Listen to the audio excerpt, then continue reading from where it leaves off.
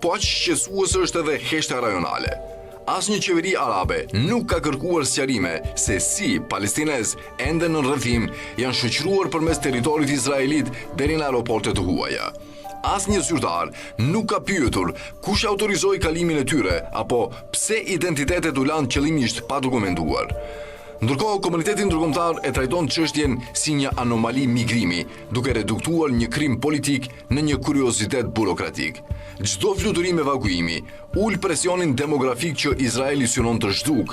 Çdo vizë lëshuar gjetkë zhvendos përgjegjësinë nga pushtuesi te vendi pritës. Edhe aktorët e ndershëm humanitar rrezikojnë të bëhen vegla të këtij projekti kur mungon mbikëqyrja. Qëndrimi i Afrikës së Jugut ofron një moment të rrallë qartësie morale. Refuzimi për të marrë pjesë na kujton se apartheidi, qoftë në formë muresh apo aeroportesh, mund të vazhdojë vetëm përmes bashkëfaqësisë globale. Projekti i zhvendosjes palestineze ka hyrë zyrtarisht në një fazë të re, më të heshtur, procedurale, pothuajse të padukshme.